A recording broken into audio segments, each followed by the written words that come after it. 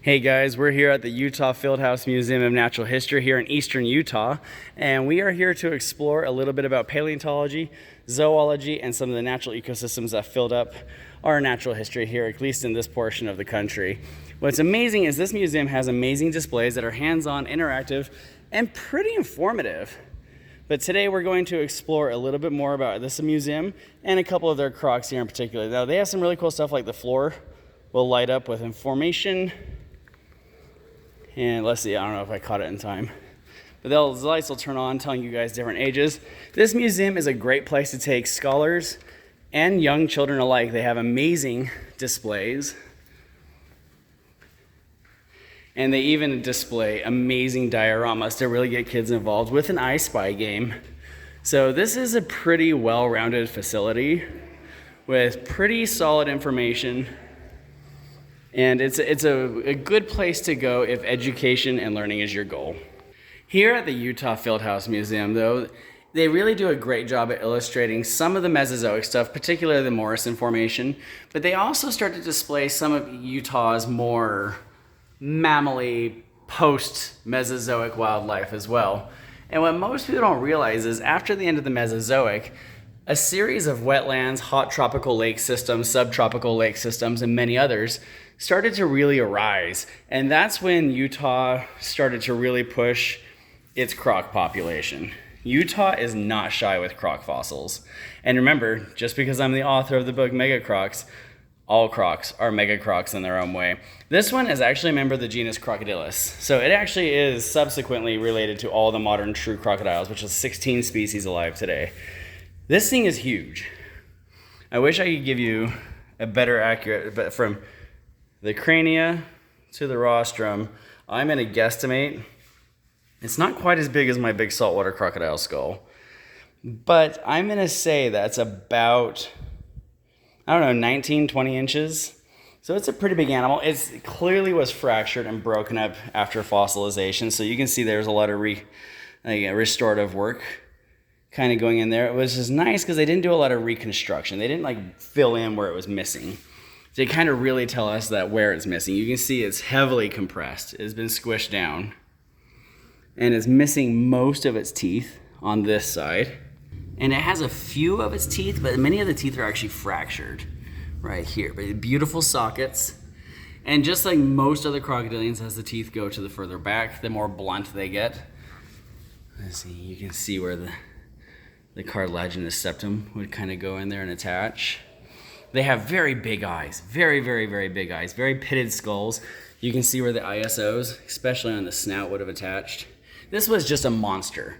People who want to think that the largest and biggest, baddest crocs were only in the Mesozoic, and yes, they had a couple really, really big giants in the Mesozoic, but the Cenozoic was not shy on their own mega crocs as well. In fact, as we go back down, there's quite a few mega crocs that have really popped up post-Mesozoic. Things like Crocodylus anthropophagus, Crocodylus thorban-yarsoni, Voi robustus, I count as a mega croc, and most famously the Parusaurus. Some people pronounce Parusasaurus, some Parusaurus. Both are technically correct, but I mean, these are mega crocs in their own right. Now, I'm going to show you guys a little bit of a smaller cousin that would have actually been a true cousin to the Parusaurus and to Deinosuchus. And here is a small alligator. I think this one's actually a member of the genus Alligator, if I remember correctly. If not, it's definitely an alligatoroid. You see that distinctive overbite. It's a very compressed skull as well. Those big, beautiful eyes, big rounded snout, which is not a mandatory requirement for an alligatoroid, by the way. I think that is too heavily exploited on how round some alligatoroids' heads are, and it's underexploited at how some can actually taper, such as some modern caimans. Not all modern caimans, just some, like Crocodylus or Caiman crocodylus, Caiman yakari. Those do actually have a tapered snout. The slender-snouted caiman, Paleosuchus trigonatus. I can't remember how people say its common name. They do have a more tapered snout, just like Palpabrosis does. And then up here again, Uinta Formation, right here in eastern Utah. And here is another giant of its own right. This one is almost more reminiscent It's a little less compressed. Sorry, I had to set my water down. It's a little less compressed than the previous Crocodilus skull. This is another member of the genus Crocodilus, another Uinta formation baby. But you can see almost like Crocodilus acutus, or the American crocodile alive today in South Florida and the Caribbean. It almost has, so you have the eye orbitals here, you have the temporal fenestra here, it's a diapsid, eyes, you have this hump right here that's almost reminiscent of Crocodilus acutus, or the American crocodile, the one from South Florida and the Caribbean, Mexico, parts of Mexico. If you ever watch those touristy videos from Costa Rica, that's probably going to be an acutus. The reason why I'm not falling for this hump in the middle of the head is it's clearly been distorted through fossilization, evidenced by you get asymmetric rising and sinking through the nose cavity. They filled in the nose cavity, which is peculiar. I don't know why they filled in all the different fenestra. I don't know if that was for support reasons. Reconstructively, I'm not super pleased with this little section right here either. It's hard when you have a friend who professionally reconstructs and preserves and prepares fossils, and he's been trained by some of the best, so I guess my standards might be a little higher, but this is still an amazing fossil. And here in a little bit, maybe I'll start showing some of the collections that we work with through the Utah's Reptile Adventures and their collection from modern and prehistoric stuff, and some of their Moroccan stuff, like Maracasuchus they have. And you'll see that there's different restorative and preserved ways to go about this. But you'll notice that crocodilians almost always heavily overlap with members of the testudinids, their testudines, their colonia, their cousins there. And that's because almost, not all, modern crocodilians, and evidenced with many prehistoric crocodilians and non-crocodilians, but still croc relatives, probably predominantly fed on turtles. Even new papers as of the last 6 to 8 years, 10 years, shows even Palpabrosus, the dwarf caiman, the smallest true caiman today, they will even feed on smaller juvenile turtles. So you almost always see a heavy overlap in turtles, which is actually probably not due to them showing up. It's probably because they have similar conditions needed in ecology, but it just so happens that crocs like to exploit it. And when you have a bite force of even small crocodilians and giant crocodilians alike, it can be a pretty substantial bite force to get through that shell.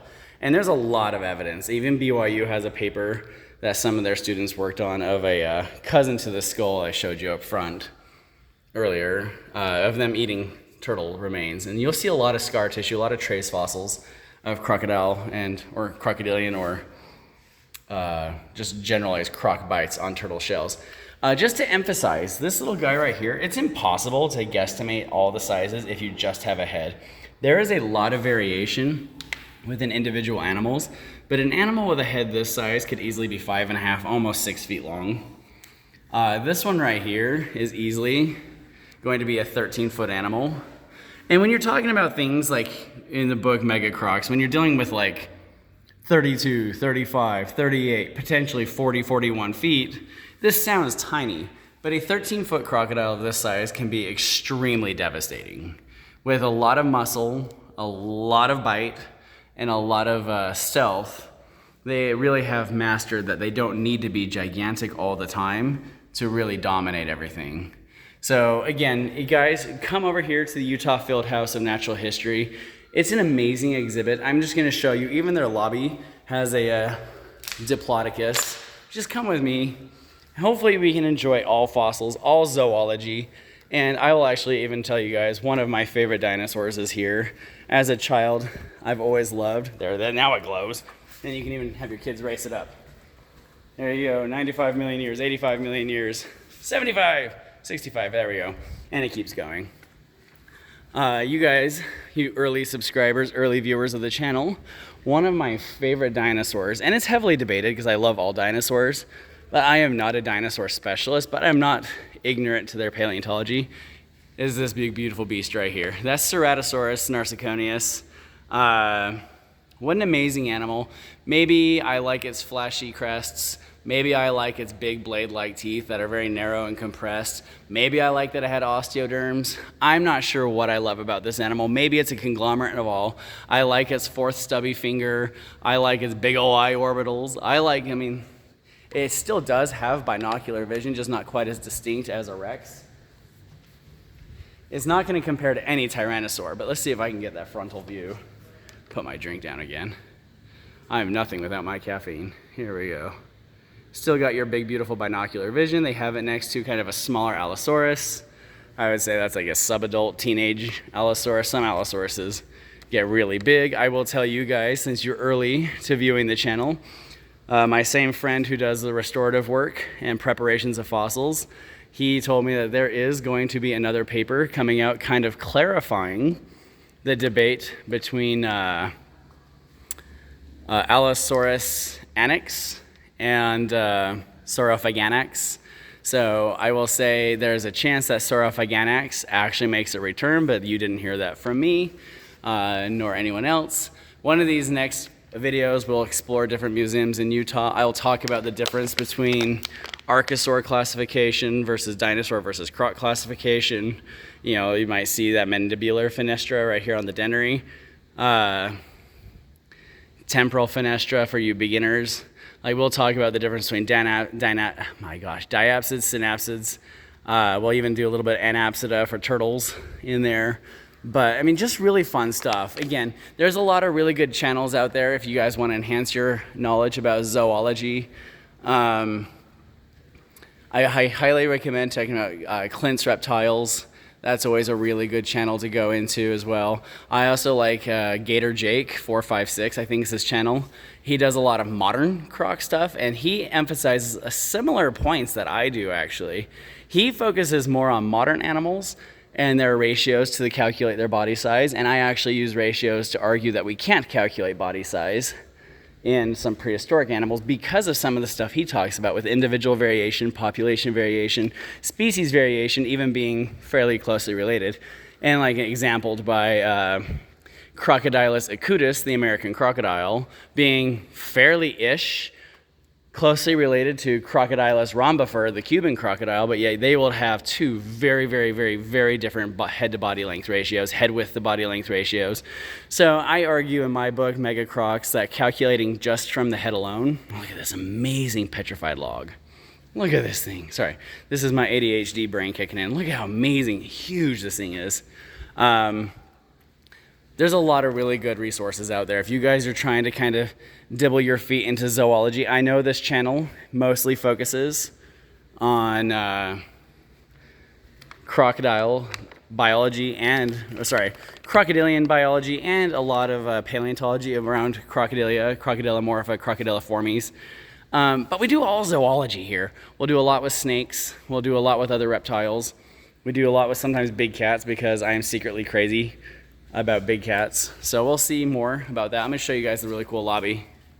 Okay, on the way to the lobby, they have another really cool diorama of what it's like to be on a dig site. Check this out. They even have a little fake toy rattlesnake in there. On our way, I just had a fun conversation about rattlesnake conservation with a sweet little couple. Man, look at this. See, I love the mixture of the dioramas, where they have a television screen talking about paleontology here. And again, the Utah Fieldhouse Museum is famous for its outdoor dinosaur gardens. I'm not going to show that in this video because it's going long, and I'll do a short for it. But like, they have an amazing, I call it Dippy the Diplodocus. I don't know what its real name is, but you can take your children up there. You can pose them underneath him, and look at this thing. Big old Diplodocus. Isn't that pretty cool? And if you're from some unfun country, you might pronounce it Diplodocus, but we're not friends. They also have their new specimens coming out right here. They have the Camarasaurus. They have Dryosaurus, Barosaurus. I worked on one of these when I was in college. I worked on its ankle. And then they have the Mastodon material, the mammoth tusk, that they're still working on. So really cool stuff. Really amazing stuff. And then those doors over there, top and bottom, take you out to the famous gardens, guys. Remember, every croc is a mega croc in its own right. You guys are amazing. Like, share, and subscribe. Check out my book, Mega Crocs, on Amazon, author Jason Dunn. And hopefully you'll join me for more adventures in zoology and paleontology. Thanks, guys.